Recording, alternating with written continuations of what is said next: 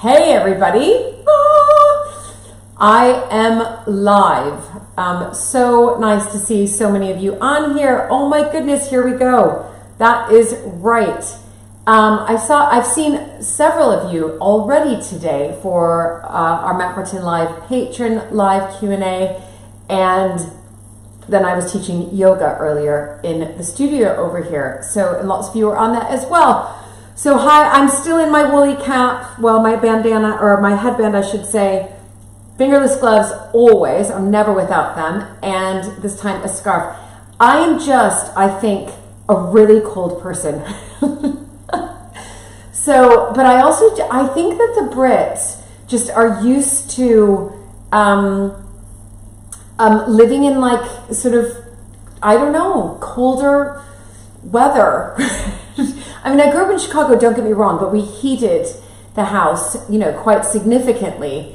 But here, I don't know if it's not the same insulation here. I don't know.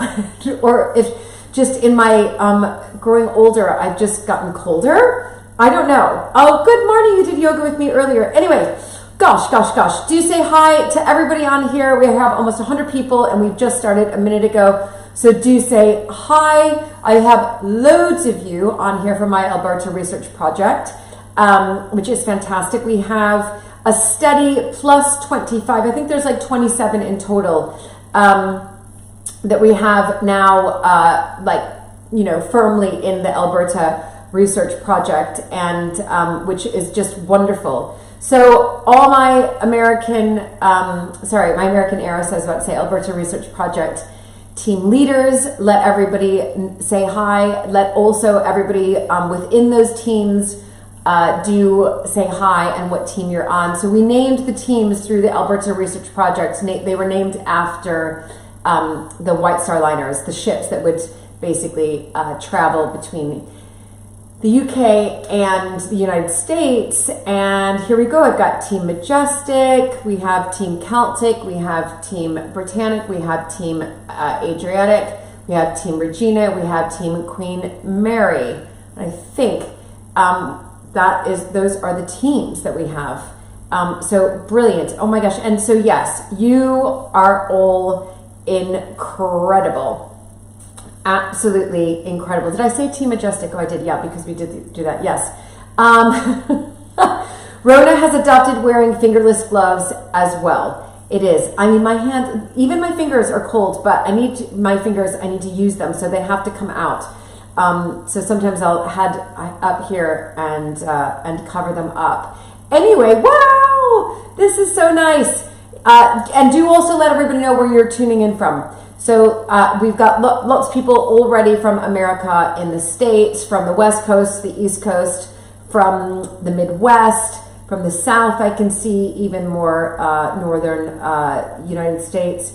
And then I can see lots of people already saying that they have purchased their cups of coffee, which is incredibly nice. So I'm going to start out first. We're going to read an amazing account. So stay with me. How this live is going to work is that, Denmark, there we go, is how this live is going to work is I'm just going to talk to you a little bit about the American Heiress exhibition that will be on display at Mapperton this year.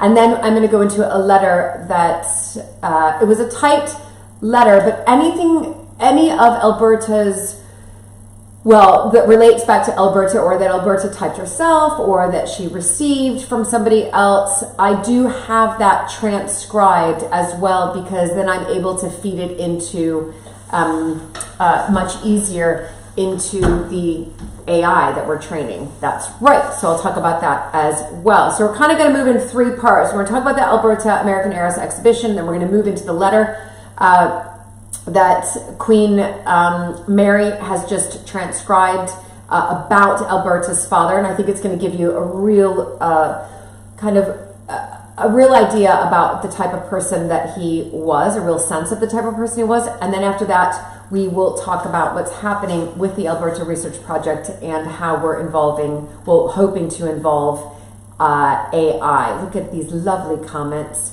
Yes, I need heated vest. I need heated. So I wear underneath, like I wear these heat tech. So I'll wear a heat tech vest. I'll wear a heat tech long sleeve shirt. And then usually I'll wear a collared shirt. And then I'll wear a jumper. So that's 4 layers already. And then I wear a scarf. And then fingerless gloves and some type of hat. So it's a bit nuts. Oh my goodness, I love it that Team Celtic is watching while we're in our Google Meets meeting. That's so fun. Oh my gosh, how much fun is that? Yes, I do always think I'm going to leave probably Emma once I've gathered a wide selection of fingerless gloves. I mean, I think I probably have like 20 pairs and I love them because I just get to sort of swap them out with a different pair almost every single day. But for some reason this week I've been wearing these ones, actually, to be perfectly honest, just because they've been there. Right, so let's talk about the American Heiress exhibition. So as many of you know, I live in a historic house that is in West Dorset. That's a county here in England. It's southwest England. It's about 6 miles from the sea. We are very close to the Jurassic Coast, which is renowned especially for fossiling. The Jurassic Coast is a UNESCO World Heritage Site. And I do have a hot water bottle as well. And that's where Mapperton is based. Now, but we don't really have a huge sort of metropolis near us. In fact, the biggest metropolis is about 75 minutes away from us. So that's what makes it so beautiful. You don't hear cars, you don't hear airplanes at all. It's incredibly peaceful and serene. But we are open, in order to preserve this part of England's heritage, we are open to the public. So we have lots of commercial activities happening. And one of them, of course, is opening up the house to the public. And we open up the house and gardens because we have, the house is grade 1 listed. The gardens are grade 2 listed. There we go. That would be my husband. And I'll just let him know I'm on a live. That would be Luke. Hold on. I'll let him know I'm on a live. So anyway, maybe he's going to join actually. So prior to the pandemic, we would always, when we were giving house tours, in one of the rooms in the house, we would usually have an exhibition. And that would be highlighting a member of the family or maybe somebody associated with the family. For example, we did an exhibition on Martha Ray. That was the 4th Earl's mistress, but she was a real patron of Handel's. And so we did an exhibition on her. And then, of course, the pandemic set in and we lost all visitor income, had to close our doors for pretty much, I mean, you know, let's be honest here, pretty much kind of 2 seasons, because a lot of people were, like me included, a little bit wary about having too many sort of going out in the public too much. So kind of lost 2 seasons. And since we properly opened back up in 2022, we haven't had an exhibition. So we haven't had an exhibition, and we decided this year, of course, with all the transcribing that these virtual volunteers have been doing, it's pretty incredible and really piecing together Alberta's life, because if I haven't mentioned, it's the largest American Heiress collection of letters, diaries, and journals in the world. And I decided to put on an exhibition, which I'm really excited about. So the exhibition usually goes in the library at Mapperton, and that's where we're going to be putting on the exhibition. But the library is going to have a real, it's going to be spruced up. So I have sample pots arriving next week from Mylands Paint. That's our sort of, I think, paint company of choice, if you like. And so I'll be filming that for our YouTube channel about what colors I'll be choosing for the library. I will be painting the library myself. You know, I like to do that. I'm like I say now, a qualified decorator. I'll be touching up the timber floors just a little bit, checking them out, just a little bit of a touch up with the stain, and of course, painting the skirting board and a few other things just to sort of jazz it up and make it fresh. And within that space, we'll be creating this American Heiress exhibition. And this is really part one, because part two will hopefully be in 2025, and that's going to be even bigger and better. But part one will be from May 1st until the end of August. So May, June, July, August, 4 months, but we do open up the house and gardens from about April 1st, March 31st this year, Easter Sunday, but April 1st until the end of September. So the exhibition will be within those 4 months out of the 6 months. And so really excited to share that with all of you. And thank you, Jennifer. Somebody's just mentioned the echo. I'm using the Mevo microphone, so hopefully it's okay. So it will be an echo, but it would be just like I'm filming on my phone, actually, rather than somehow after yoga I misplaced one of my Rode mics. So anyway, you've got the Mevo, and I think I'm according to this, you can all hear me just fine. And anyway, so this exhibition, we'll be piecing it together. I'll be curating it together alongside my father-in-law, and of course the help of the virtual volunteers on how we're going to create it and what we want to share. So, and because her life is so colorful and she's left us this huge collection, so it's going to be very, very hard to sort of pare it down, but I know we can do it, and I'm obviously very excited about this. So what we're doing now is you guys are all incredible. We are raising funds because the exhibitions that we've had in the past in the library have just had one display case, and it's about that big. So it's probably about, I don't know, it must be about 1 meter and a bit long. I just saw it yesterday in the North Stable block, or Friday. 1 meter and a bit long, but we need more display options. We need some display pillows to put her books and journals on, I should say, and her diaries.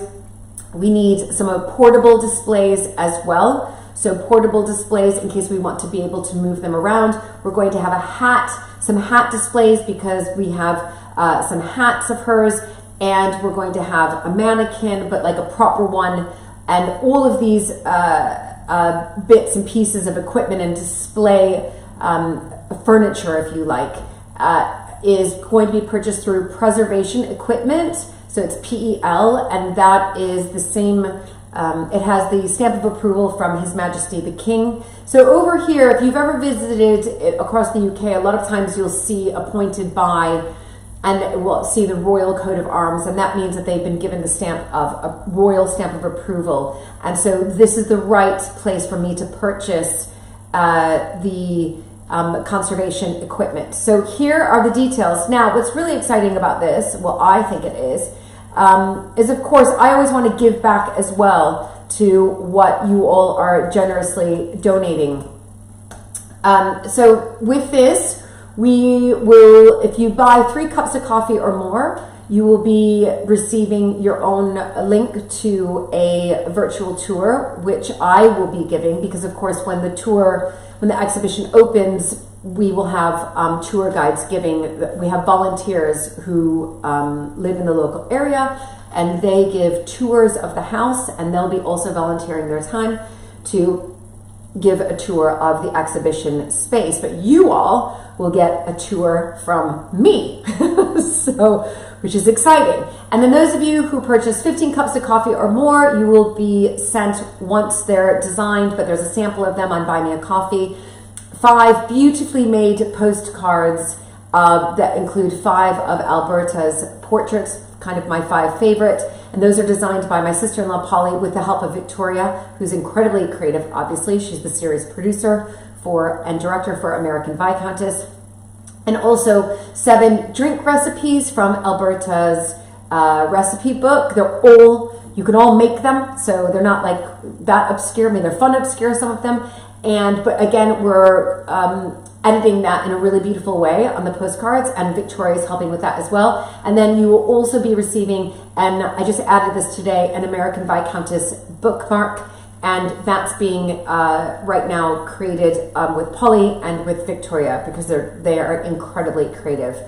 and they're wonderful, donating, again, their time to create this. So all of those details are on Buy Me a Coffee, and I've got 3 months, you guys, to get it ready, to paint the entire library, to put the scheme in place, if you like, of where I'm setting out all of the display items, and looking at the textiles of the dresses. Well, it'll be one dress, and the hats, some of them might need to have repair. I've been spending all last week, probably up until 2 o'clock in the morning. I'll start at about 11 p.m. and in fact, I'll do it tonight. I've been watching all these YouTube videos on how to repair the spines of books. It's not book binding, but it is similar in the sense that I've learned, actually, I'm really proud of myself, how to repair the spines the right way. But again, that is a part of the package that I'm raising funds for. So looking for book cloths, the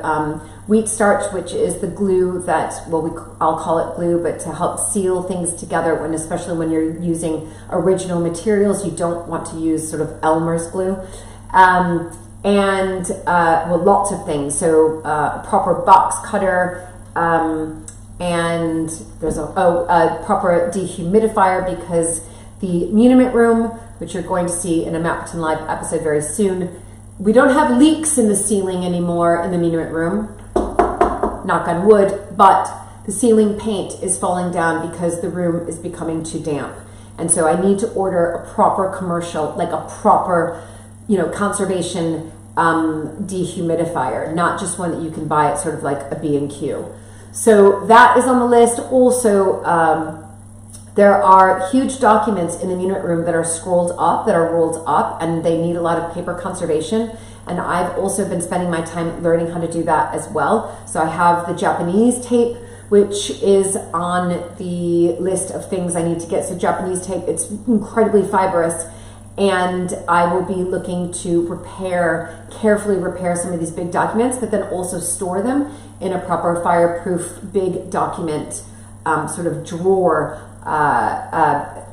shelving, if you like. So rather than putting them in the fireproof safe, they're too big and they need to be spread out. And there's quite a few of those. There's a lot of those actually that I found in the trunks that are rolled up, that need paper conservation, and as much as I can do, I'll be doing that. I think I can do most of the paper conservation myself, as well as the book spining, because there's lots of Alberta's photo albums, which the spines are completely gone, and in particular her diary from 1899 to 1901, the spine's gone. Her diary from 1888 to 1891, the spine is completely gone. So you guys are great chatting amongst yourself. That is the Alberta American Heiress exhibition, and I'm just so excited about it. So do check out Buy Me a Coffee, and yes, yay, there's so many of you buying them, and I'm commenting back to all of you, so thank you. Now on so the list, Rona, is I do in the Buy Me a Coffee there. I mean, I guess I could have done it that way, Rona. That's a good idea, to buy the items directly. But in Buy Me a Coffee, there is a post of exactly the material. So if you go to the link, Buy Me a Coffee / Julie J. Montagu, and you go into one of the posts, Rona, you'll see I've literally put out, and the cost of them. You can actually see the cost of everything in there. So do check that out. And in fact, I might send that to everybody in case they just didn't see it.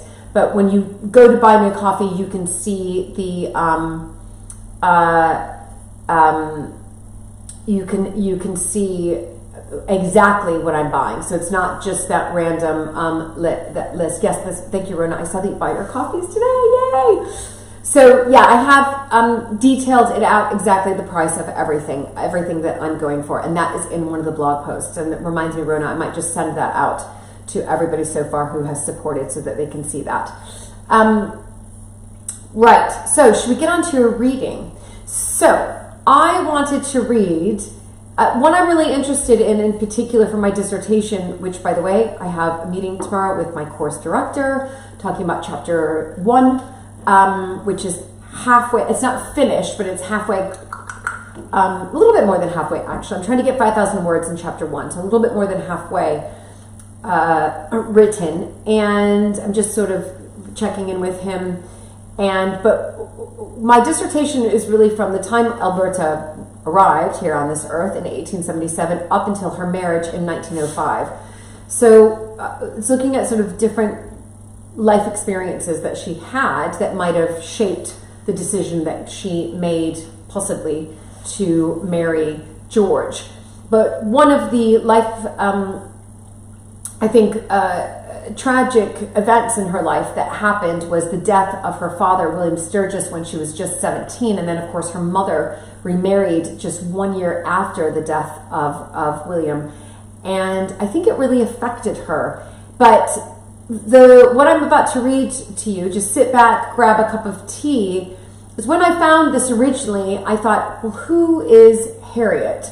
Because Harriet was recalling her memories of William Sturgis, Alberta's father, to Alberta. Alberta was, later in her life, was really wanting to find out more about her father. And so she was writing to people saying, what are your memories of him? She was writing to her mother, she was writing to her Aunt Josephine, and she wrote to a woman named Harriet Monroe. Before I read this letter that Alberta received, Harriet Monroe was the daughter of the lawyer that defended William Sturgis in court. So let's just backtrack a little bit. William Sturgis obviously came from a very wealthy family. That's where the wealth came from in particular, William Sturgis's father, Solomon Sturgis. But William Sturgis sort of dabbled in a little bit of banking with his father, and he dabbled in a little bit of the big grain elevator that the family built. But he was also negotiating and securing the loan for the Farwell brothers, who were investing into building the largest and most elaborate state capitol in the United States, in Austin, Texas. That's right, the Texas state capitol. And today it is still considered the most elaborate and largest state capitol.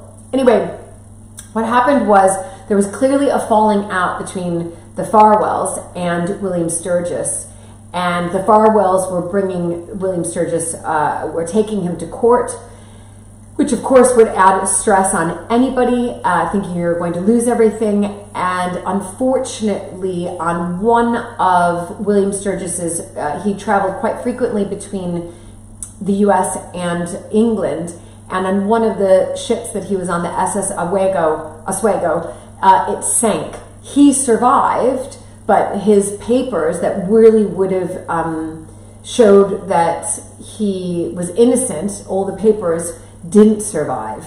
And so it was really one man's word against the other. So his lawyer was Mr. Monroe, and I can't remember his first name, but it will come to me, Mr. Monroe. And Mr. Monroe represented and defended William. And so Alberta, later in her life, had kept in touch, and Monroe was a family friend as well, kept in touch with the family, and in particular, Mr. Monroe's daughter, Harriet. And so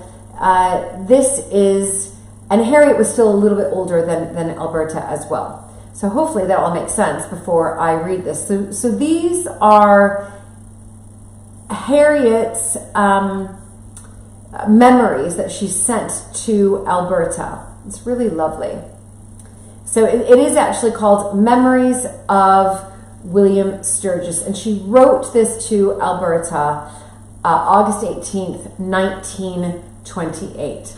And Harriet writes to Alberta, "When I was a child, our library was the pleasantest room in the house, and we used to sit around its fire after dinner, grown-ups, children, guests, everybody.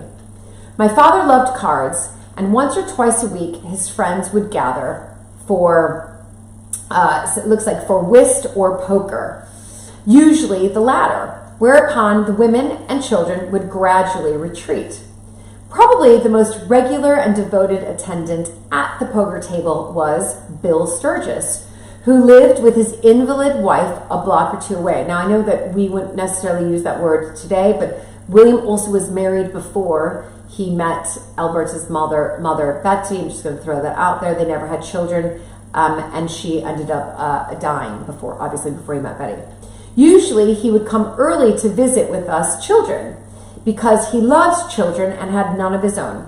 He would take me on his lap and tell me he wished he had 12 daughters, for one girl, he said, was worth a whole pack of boys.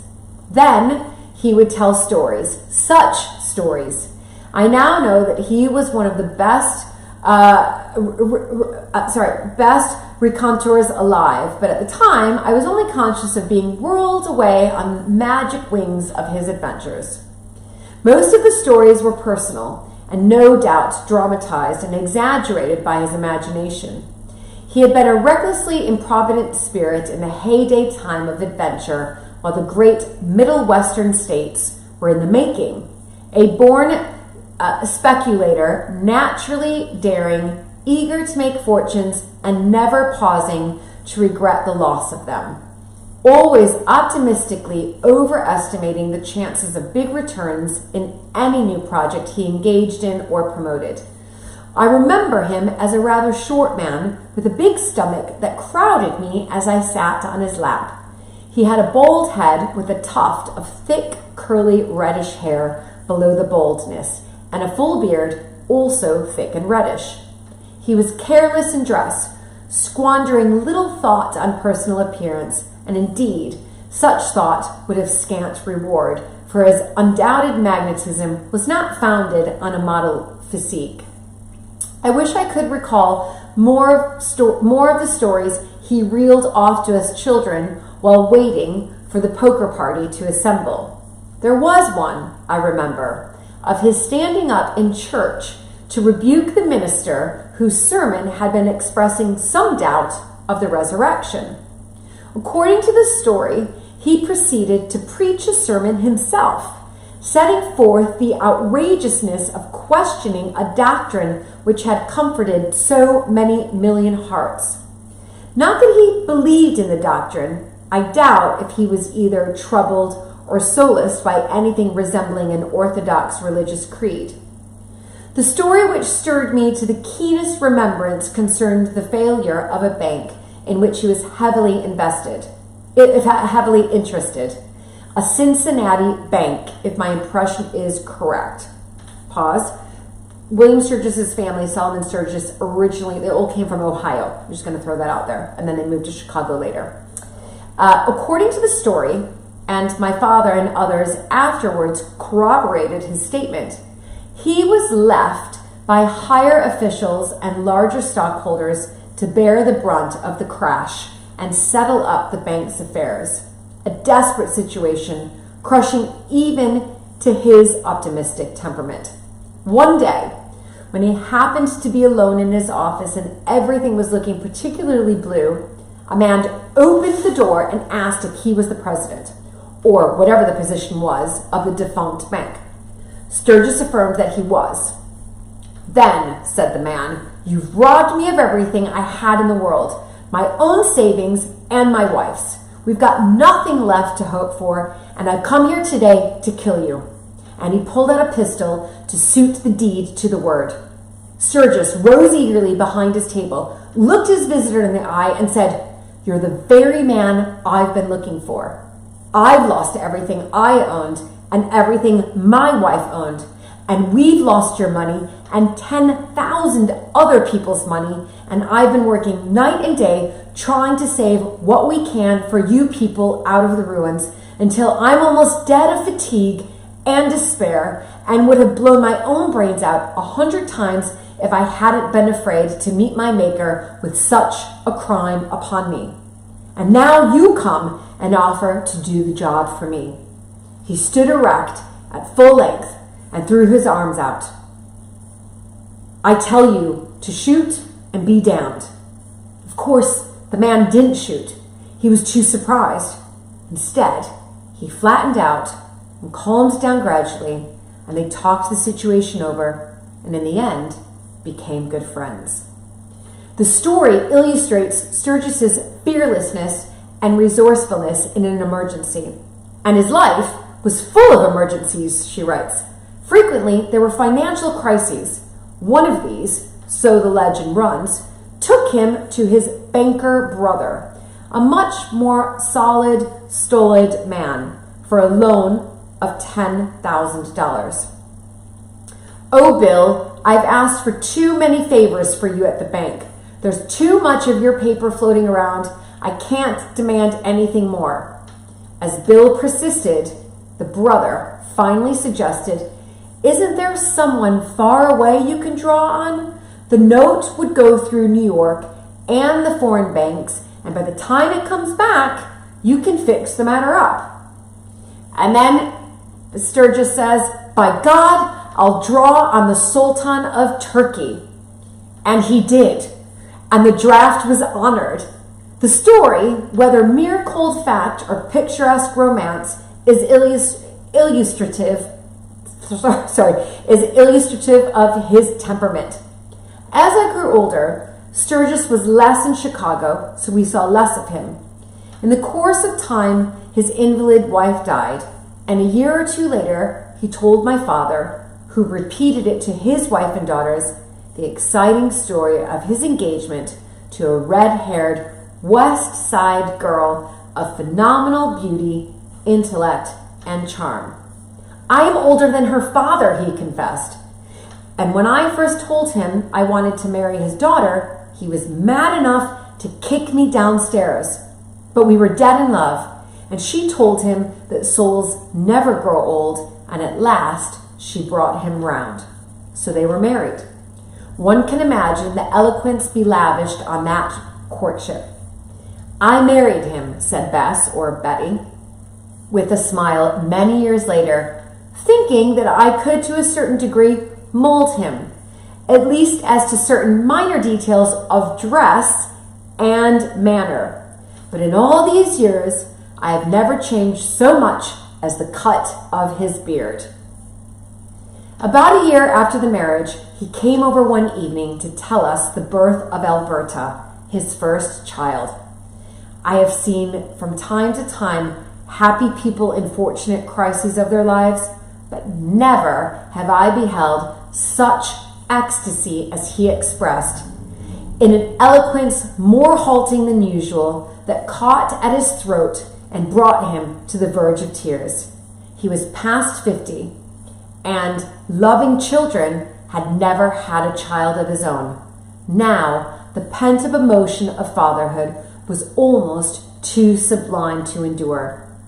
As his excitement subsided a little, my father brought out the whiskey or champagne or something appropriate, and the baby's health was drunk with proper enthusiasm. After the family went to live in New York and later London, I saw almost nothing of them until the Sturgis Farwell lawsuit was coming on. Sturgis had gone to England to promote the Texas State Capitol project of the Farwell brothers, who had contracted to build the Capitol for the state in exchange for a principality of Texas lands. I remember Sturgis telling about it at a dinner in London, a kind of initiation of the project attended by financial and social magnates. He was called upon for a speech and, rising, said, "I can't make a speech, but I'll tell you the best story you ever heard." I don't know what the story was, but it captured his audience. Here was the kind of very American whom the English most enjoy, and powerful names were signed up eventually for the project. In connection with his London promotion of this project, I remember a story he told us afterwards. At one time, he became very discouraged and, coming home one evening, told his wife, Betty, he thought he would give up the whole scheme. Thereupon she rose in all her power and beauty, exclaiming, "If the man who has been my lover for 1 year and my husband for 7 can't bear the world, my heart is broken." Sturgis was breathless with excitement, even in recalling the heroic little speech. "My God," he said, "there was no more faltering after that." And so that is what we have so far. See if there's here we go. Then she writes this. So those were kind of her memories. It's just, hold on, there's just a couple more what I want to write. So Harriet writes a letter, which I'm about to read to you. She writes, in fact, 2 letters around this time when she had put in the memories for her to write about. I know it's brilliant. I'm going to read the letter, though, that Harriet wrote to her. I mean, I love all your comments. Absolutely wonderful comments. So she writes August 18th, 1928 to Alberta. She says, "Dear Lady Sandwich," this is from Harriet, "I hope you haven't despaired of me and decided that I had forgotten my promise. The truth is, I'm always so much engrossed with poetry that the time slipped by and I never could squeeze this little article in until I went off 2 weeks ago for a vacation in northern Michigan. Now I have had my memories copied, and here they are, the memories I just read. I only wish I could remember more. You have not told me whether you wish me to make inquiries and see if I can purchase for you a copy of that fat volume which contained the Sturgis versus Farwell record, or whether you would like to get newspapers of that time, provided it is now possible to buy them. Your father was too ill to testify in the suit, but the record contains many of his letters. Of course, it is very doubtful if a copy of the record could now be found, but I could start some inquiries among the lawyers." And then she says, "I hope you are much better and able to be out of bed at least part of the time." Alberta, we know, suffered from several illnesses. And then she writes, "And your mother also, my greetings to her and best wishes for her health. You speak of American books, but what do you like? Poetry, novels, biographies, essays? Let me recommend one novel which I think quite a wonder, The Time of Man by Elizabeth Roberts, published by the Viking Press, New York. It's about illiterate Kentucky farming people, and it seems to me a very big thing, too beautiful to be forgotten. Remember me, please, to Lord Sandwich, and let me know if I can do anything else to help you. Affectionately yours, Harriet Monroe." Now, she then writes, so I probably should have read that earlier. That was August 18th. Later. I probably should have read this one earlier, but she does write this one. And then, hold on. There we go. She writes, "I'm deeply touched by your letter, and someday soon I will write all I can," which she has done. But she also puts this in here. "Very little I fear about your father, who was one of the vivid experiences of my childhood. And I will try to find out the dates of the Sturgis Farwell lawsuit, though I hardly know how here to go about it. Our papers had long accounts of it, I remember, and here in my room hangs the original drawing of a group of 5 sketches of my father from the Chicago Herald during the trial. I liked the newspaper cut so much that the artist gave me the drawing, and its 5 funny, careless poses are the best picture we have of him. The record of that trial was printed in a fat book, 3 inches thick. We had a copy of it, but after my father's death, his library was divided, and we have all separated and moved around, so that I have no idea where it is now. I will ask some of my lawyer friends whether there could be any possibility of getting a hold of a copy for you.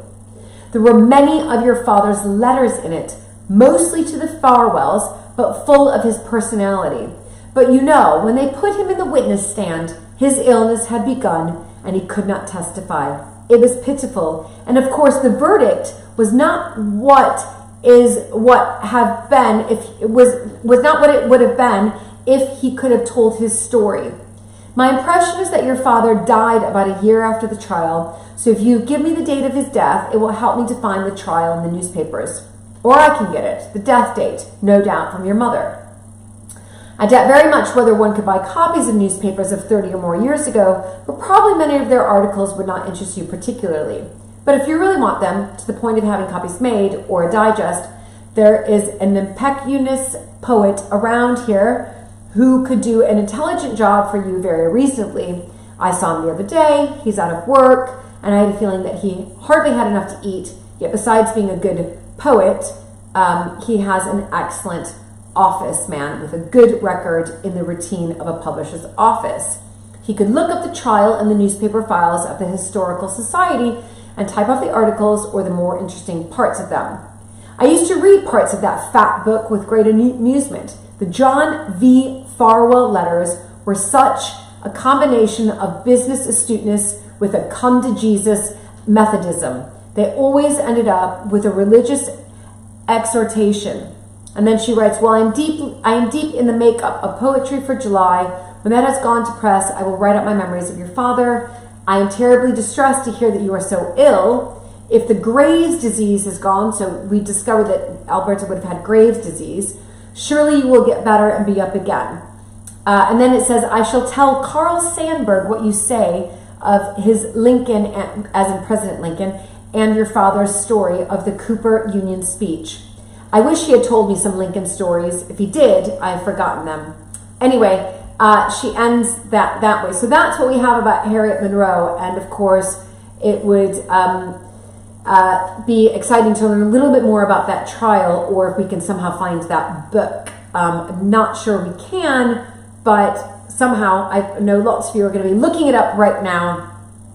And I know I agree with you. We need to get back to writing real letters again, because emails and text messages don't come close to this kind of quality and the amount and just the eloquence in the way they write, right? It's just the way they write so eloquently and beautiful and descriptive. You know, they really are trying to put in so much incredible detail with all of their letter writing. So I just want to say thank you to everybody who's donating. I'm going to talk do a little bit more about the exhibition for hopefully 2025. But we've got Rona here, we've got Michelle who's bought, we've got Jackie, we've got someone. So thank you to someone. We have Julia. I think we are almost 40% to the goal. So thank you all so much. So the writer knew the poet. Because Harriet Monroe was a poet herself. You can look her up. And she knew Carl Sandburg. Isn't that fascinating, you guys? And obviously there are some other, oh my gosh, Oliver, thank you.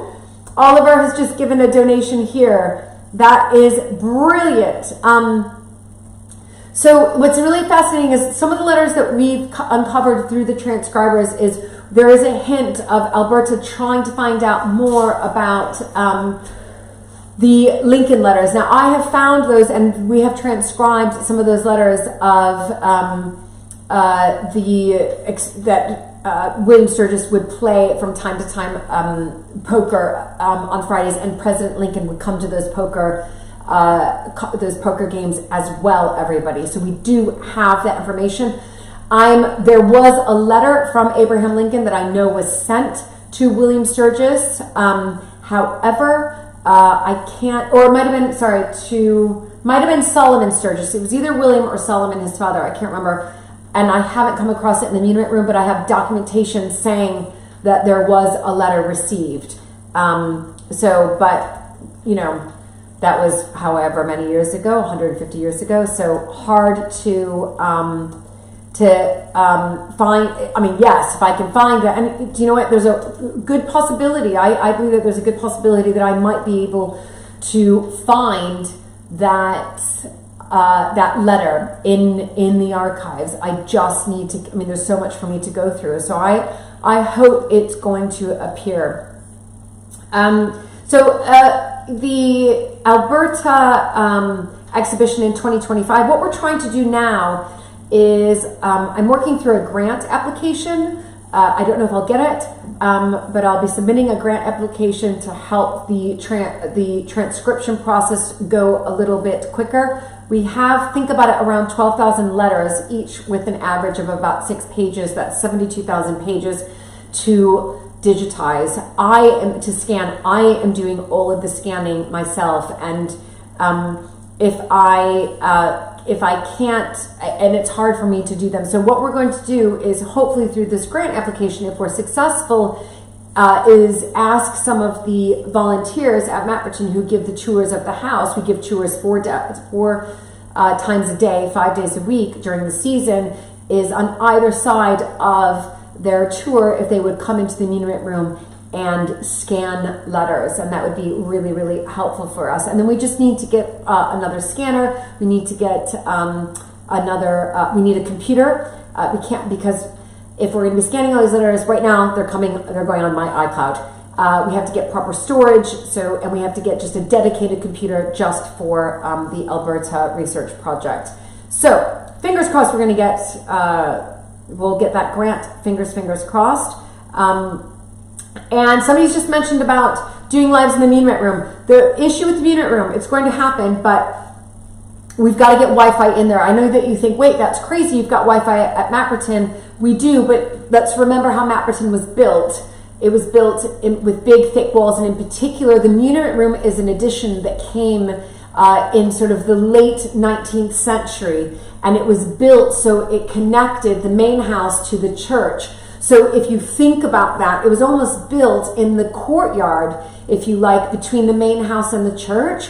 And so there were original walls there. So the Muniment room is like this room in between thick blocks of original hamstone. And so getting the Wi-Fi connection in there doesn't work. And so we're going to have to bring Wi-Fi people in.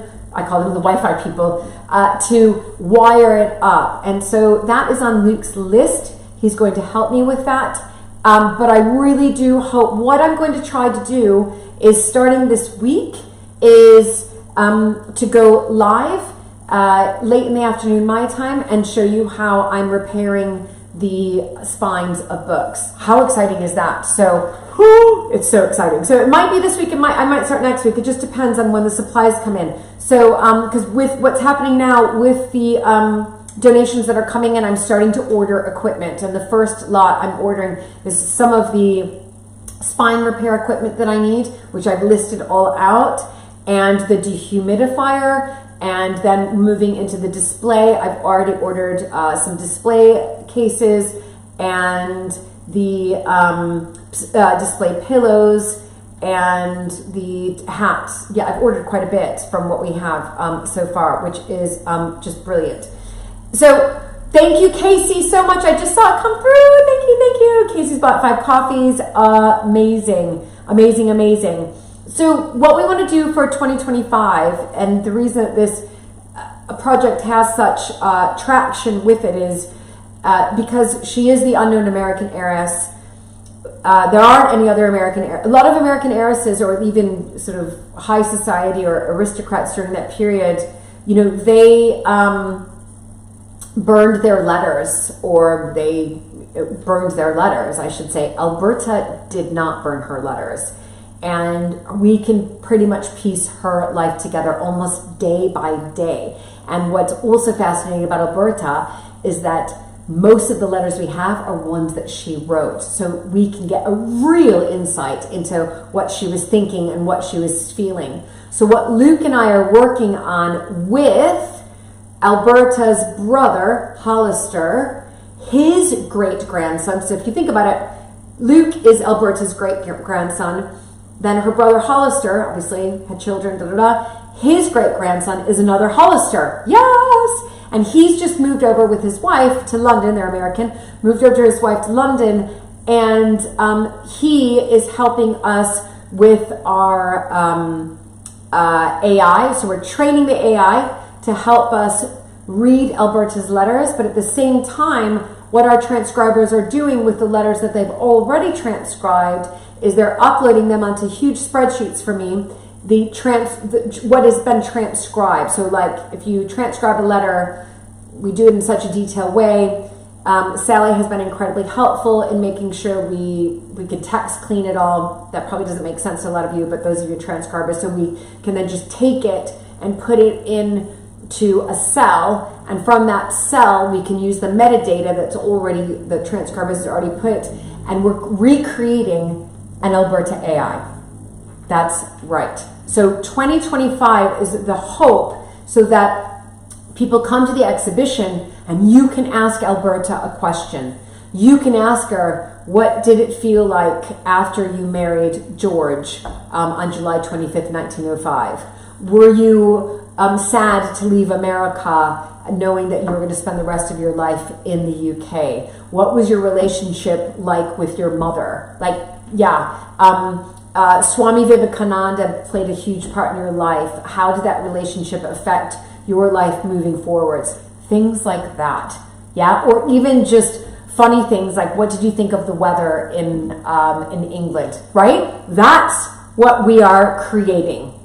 So we hope that we will be an example to other historic houses once we get this collection transcribed, and then once we get this collection inputted into a custom chat, Alberta chat GPT, which will be private, so it won't have, the copyright will be ours. And Holly's great-grandson is helping. Isn't that amazing? Yeah. Isn't that? And his name is Holly. Well, Hollister, but we all call him Holly. He came for Christmas with us, everybody, which is amazing. I mean, it's all in the family, and everybody's really excited about it. So I know it's absolutely brilliant. It's really, really exciting. So we want to be able to then have this exhibition next year that's even bigger than the one that we're having today, that it's really an immersive experience. And you can really have a proper, detailed peek into Alberta's life and really what it was like for her. It's crazy. Isn't it crazy? So this is really, really exciting. So we're in phase 1 of the grant. That's what we're going to go for with this grant application, is phase 1 of getting the pieces together. And then Holly works for, I can't say who, but something within AI, and he is working on training the AI right now from all the letters that, or a large sample of the letters that have been already transcribed by our amazing volunteers. So, yes, oh my gosh, that's a great idea, Sally. We should do something with Holly. I think Holly is coming down to Mapperton in May. So there you go. We will get him on an AV or even a Mapperton live video. We can do both, definitely. And his wife, Georgia, who's helping me. So Georgia is a New Yorker, and his wife, and her career is all about grant applications, funding, and she's worked with big universities and collections and libraries in America. So she's going to help me write this grant application, because I have no idea how to write a grant application. Luke does. He's written a gazillion, but he doesn't have time to write the grant application. And also he doesn't know as much about the project as sort of I do. It's not like writing his rewilding grant applications, yeah? I know, I think everybody's going to be interested, Linda, in the bookbinding. So my plan is that once a week, I'm going to go live on my Instagram, actually. So, and do bookbinding on my Instagram, just every, and a lot of you probably have noticed that my Julie Montagu Instagram has changed a little bit. It's going to be focusing more on Alberta and genealogy. I think, do you know that the number 2 hobby in America is genealogy behind gardening? True fact. So yes.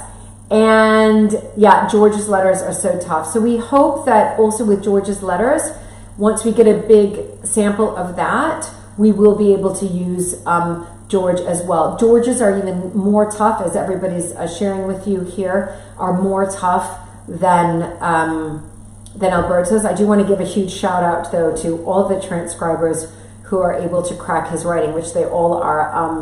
By the way, that was Queen Mary's letter that I read, the transcription that I read of William Sturgis's memories, and I want to give a huge shout out also to all of they're all transcribing George's letters now, and in particular Team Majestic. You guys have cracked that nut as well. I mean, all you guys have. It's incredible. Yes. I wonder sometimes if I could get funding in the U.S. as well, and I have looked in it. So I've been looking at different grant applications, and that also takes a lot of time to look at grant applications and this is all new for me. This is a massive learning curve for me. That's why I'm staying up sometimes till 2 o'clock in the morning. It's a massive learning curve, and a lot of you on the Alberta Research Project have been sending me different articles to look at who have done it before. Michelle in particular on Team Adriatic, that's her background. she sent me a lot of information for me to look at so that I can start to digest it all. And she sent me a lot of information on different grant applications, some in the US, some in the UK. This is what Michelle has done it as well in the past. And she sent me a couple of things tonight about conserving paper. This is what Michelle does as well. So all of the virtual volunteers here who are on here, they've all helped me in different areas. I know I haven't mentioned all your names, but all of you have helped me in areas of your expertise, which has been just amazing. And Jennifer, I might be able to get grant from the Art Institute. So first I'm going to go for this first grant application. I think that's the one I'm going to go for first after reading so many and trying to understand it. It's not easy. And then spending, looking for how to bookbind, well, how to repair spines and how to repair archive paper and being really careful with it. So that's going to be my new Instagram.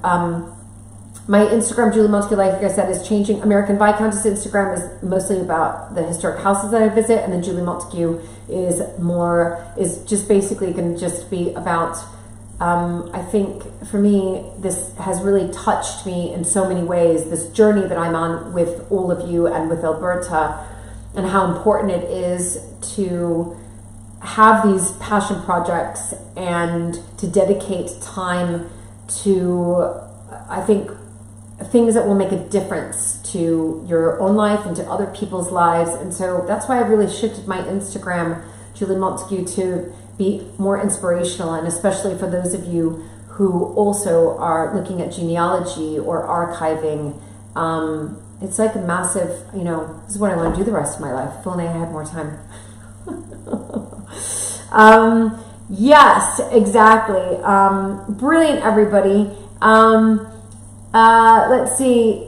Yes, I'm looking at all your, Linda, I did say I think people will be interested in the bookbinding. So so I'm going to practice this week. I'm heading down to, if you're wondering my movements with Mapperton, I'm obviously in London. We still have a child who goes to school in London, a child who goes to school in Dorset, so it's still tricky for the next year. But my movements are usually from Tuesday to Friday. I'm down at Mapperton. So yes,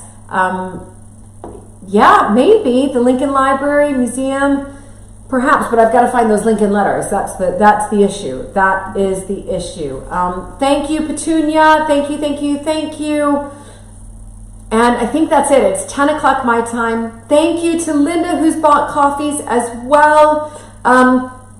Here is the link one more time. Thank you all so much. It's amazing. And again, this is what we are going to be. It's this exhibition. Wow. So exciting.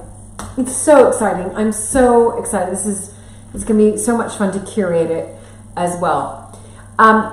That's it. That's it from me, everybody.